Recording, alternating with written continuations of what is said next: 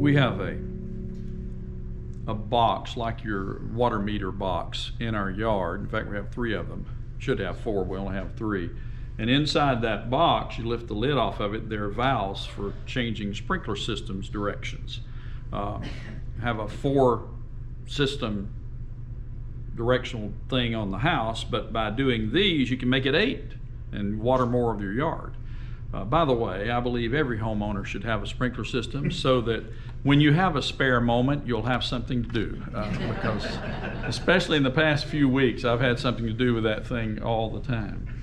Well, this past Wednesday, Delene went out and took the lid off one of those to use the contraption I made to turn the valve. She didn't have to reach down in there, but when she took the lid off, this is what she saw. Yeah. A creature of, well, for lack of a better word, a creature of the cosmos is what I will call it. That's what we're looking at this morning. Now, is this creature a creature of spontaneous combustion in the universe, or a creature of just nothing that happened to appear in the universe, or is he a product of creation? How did the cosmos come to be? How did he come to be? And is God the all-powerful and all-knowing creator of the universe or the cosmos? That's the question from the survey a couple of weeks ago that I gave you. So I want us to start with variety. Now back to snakes. This guy's non-poisonous. Those of you who are familiar with Florida know that. But his friend isn't. It is poisonous. That one right there. Now when they're close together, you can tell an obvious difference. This is more vibrant colors than the other one. And of course, you know the color of the nose and whether the red and yellow touch and all that kind of stuff is how you know they're poisonous or not. But look at this next one. There's the eastern coral snake, the king snake, and the scarlet king snake all up there. And unless they're together, when you first open that water meter and look down in there, you don't care. You just want to leave. Listen, there are more than 3,000 species of snakes on the planet. And they're everywhere except Antarctica, Iceland, Ireland, Greenland, and New Zealand. And I'm amazed somebody hasn't introduced some to New Zealand at some point. But we're not limited to snakes. There are 45,000 known species of spiders. That's for you, Mark. We were talking spiders this morning. 45,000 known species. There are 34,000 recognized species of fish in the world. And there are 391,000 species of vascular plants, and 369,000 of those are flowering plants. There are 6,495 species of mammals. Now, a mammal is warm-blooded, vertebrate animal, possession of hair or fur, secretion of milk by the females for the nourishment of the young, and typically the birth of live young. And I could go on and on and on. There is no doubt there is variety in the cosmos. We could go on because we have seasons on Earth. We have tides, we have phases of the moon, we have climate change. There is variety in the cosmos, and there's no argument regarding that. The argument comes with how this variety came to be. So I want us to look at the views of how this came to be. I find there are 3 fundamental views as I interact with people about the origin of all that there is. The first one is, I don't want to think about it. Let's just skip it. It's just there. That's good enough for me. Leave me alone. Don't want to talk about it. The second one is spontaneous combustion of some sort or kind. And the third is a scheduled creation. We can't just skip it. So we're going to throw that one out. Is that all right with you? We'll just throw, there's no discussion about that. So we're left with spontaneous combustion versus scheduled creation. In other words, accident versus intent. Now, accident says, number one, there was a singularity and a big bang. Everything in existence is thought to have occupied a single, infinitely dense point. Let's just say the size of the lead of a pencil. And through a big bang, all of that flung out into what we know as the cosmos or the universe. There's a problem with that, a scientific problem with that. Math can explain what happened immediately after this, quote, Big Bang, but not at the Big Bang or before the Big Bang. And the laws of physics appear to break down there. So here's the summary of singularity. A Big Bang of, I'll call it debris in the cosmos. That debris coalesced to form simple life, and it became more complex and more complex over vast amounts of time. And that through the survival of the fittest, that complexity happened, and it became the world with all these species and all these events that we know of as today. Not just the world, but the cosmos. Snakes, spiders, mammals, climate, seasons, stars, planets, black holes, etc., etc. That's one. The second view, a part of this accidental kind of thing, is pretty interesting. It's called an eternal universe. Now, Stephen Hawking, you know who Stephen Hawking was. He was it ALS was in a wheelchair, but he's a brilliant physicist. Back in 1981, believe it or not, at a conference at the Vatican, a scientific conference there, he proposed there's no end or beginning at all to the universe. And I quote, "There ought to be something very special about the boundary conditions of the universe. And what can be more special than the condition that there is no boundary for the universe?" Now, that's a pretty simple way of doing it. And I think he is bordering on God there, but he didn't say that, so I won't put those words in his mouth. It's always there, and it always will be. So that answers all the questions, according to Stephen. But you're still ending up with debris that coalesced to form simple life, and through survival of the fittest became more complex to become the cosmos as we know it today.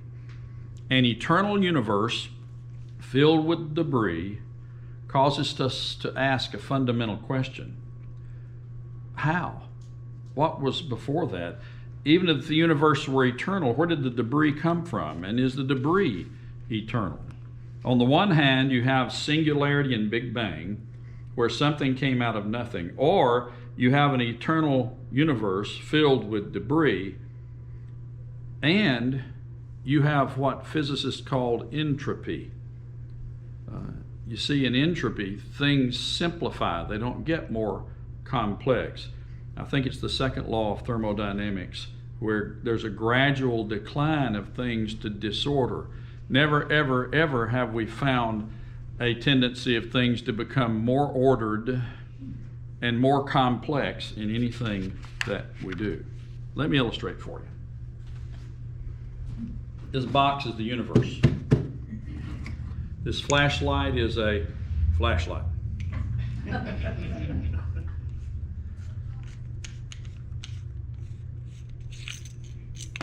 The base part into the universe, the spring for electrical connection in the universe, 1, 2, 3 batteries into the universe.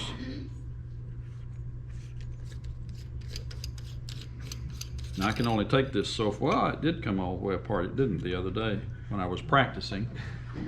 The lens holder, the reflector, and down inside is the lamp. And now let's just pretend the lamp never breaks, the batteries never run out, okay? And let's just pretend I just undid 70 billion of these into the universe here. That can swish around forever with 70 billion times 3 on the batteries, about 210 billion batteries, and all of the base plates and all the lenses and all the reflectors. It can do that forever and never form one functioning flashlight. It can't. It won't. I'll give you an illustration later that proves that point. But it will not, ever. And if it all got together in the right order and put it won't turn itself on. There's a switch and that is simple compared to human life. Sandy and I were talking before service. The fact that we have 2 of these and not just 1 of these. You know, there's so many miracles just in the human body alone and such a balance in the cosmos. There are two landfills out on 415, one to the south of 44 and one north. The county one's to the north. I've never seen it like from the air, but the one to the south, I call Mount Trash. It is huge, probably the tallest, unless Tomoka has something or some other landfill's taller, the tallest point in Central Florida is right out there on 415. All the tons, there could be millions of tons of debris out there, and nothing has ever formed that worked once it was dumped. Now, it's not sloshing around, but if we slosh that whole mountain around forever, nothing would form. Disorder will always be disorder if you do not have a designer who is powerful enough to handle it all. So we have accident versus intent, debris versus design. Okay, let's look at design here. There is a designer. We go to scripture in Romans chapter 1, verse 20, one of the scriptures I use as often as any others. Since the creation of the world, God's invisible qualities, his eternal power and divine nature have been clearly seen, being understood from what has been made, so that men are without excuse.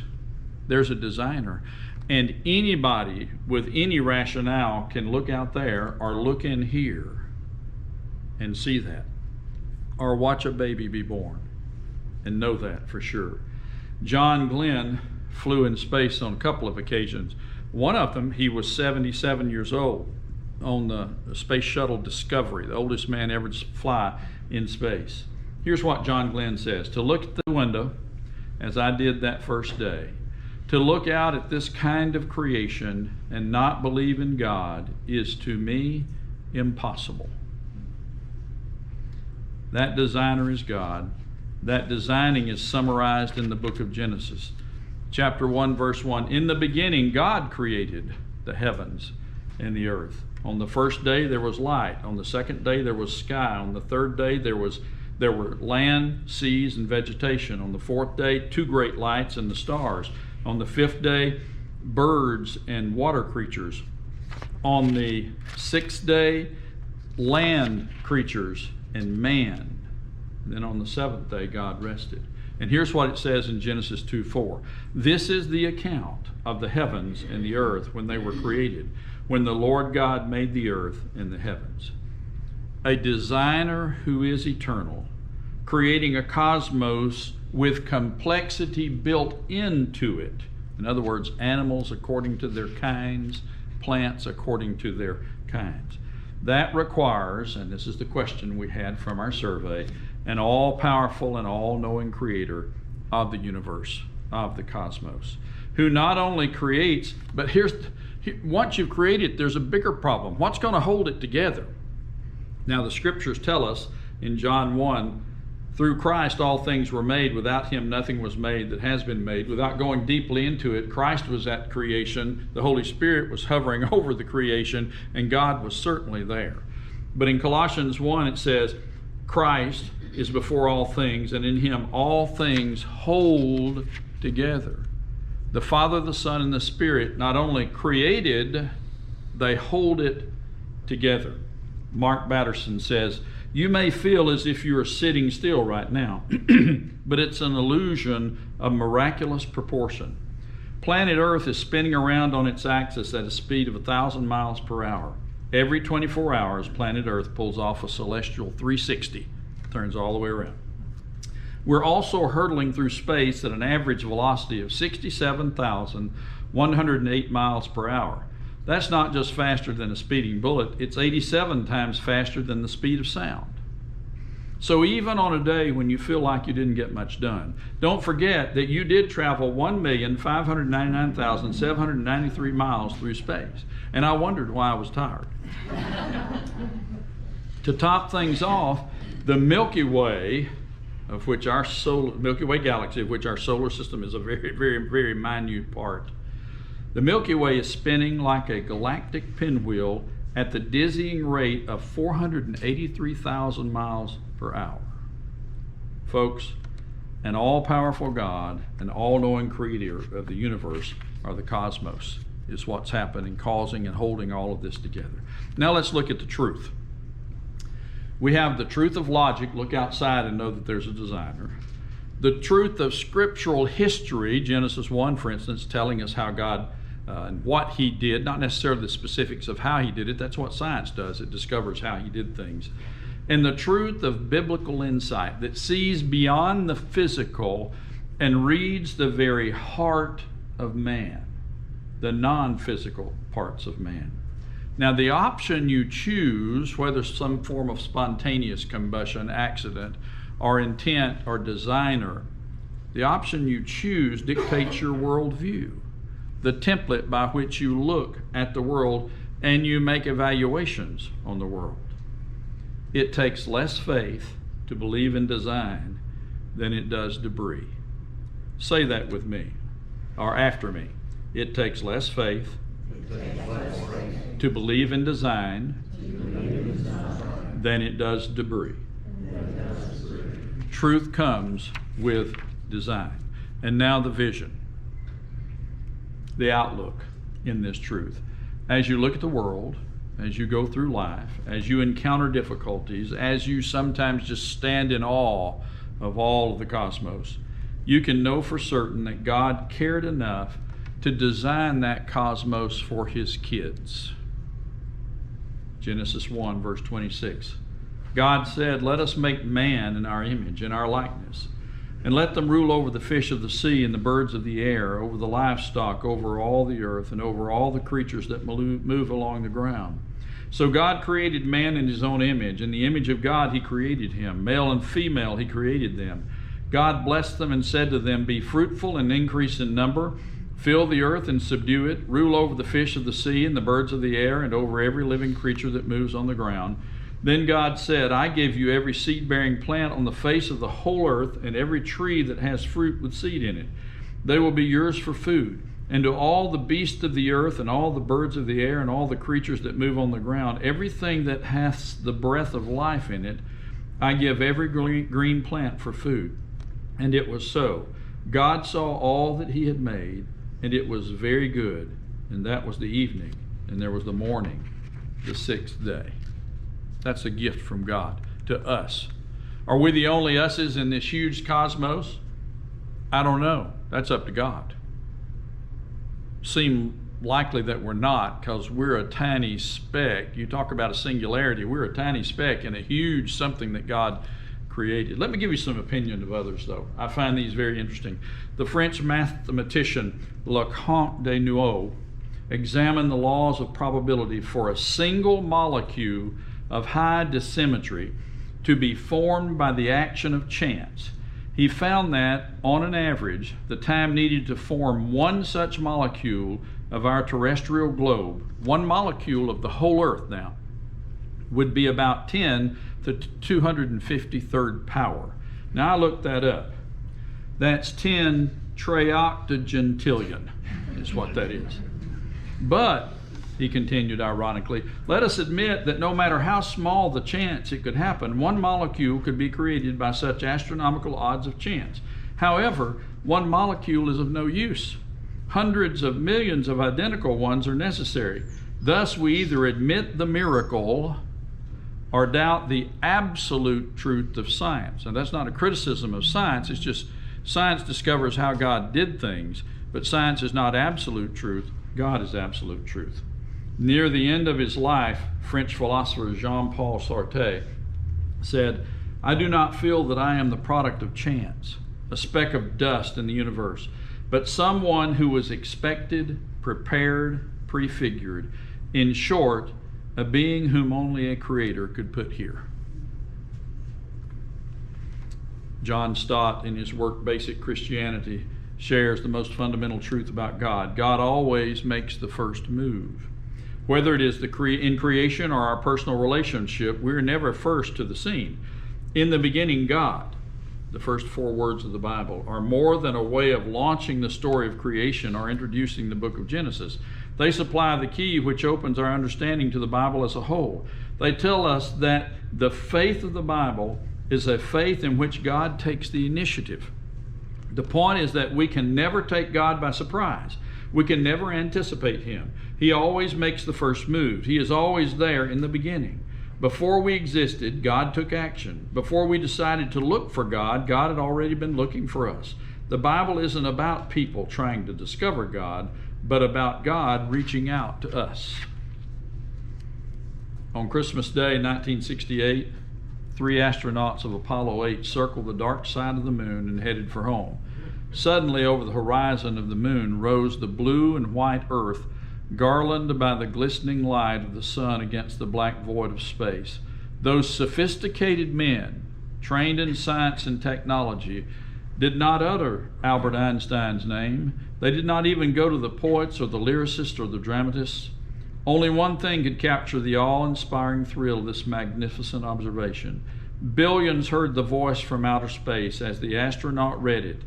In the beginning, God, the only concept worthy enough to describe that unspeakable awe, unutterable in any other way. In the beginning, God created the invasive, the inescapable sense of the infinite and the eternal. And then this one, Dr. Paul Brand, I've shared illustration about him before, made huge developments in the disease of leprosy. He's best known for that and developing a treatment for it. But he reflects on the nature of the universe. The more I delve into natural laws, the atom, the universe, the solid elements, molecules, the sun, and even more, the interplay of all the mechanisms required to sustain life, I am astounded. The whole creation could collapse like a deck of cards if just one of those factors were removed. Some people really believe that all the design and precision in nature came about by chance, that if millions of molecules bombard each other long enough, a nerve cell and sensory ending at exactly the right threshold will be bound to turn up.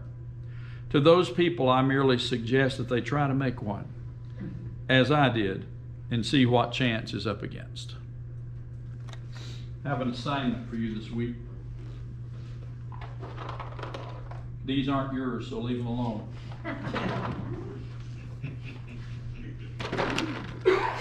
You usually have a puzzle laying somewhere around your house.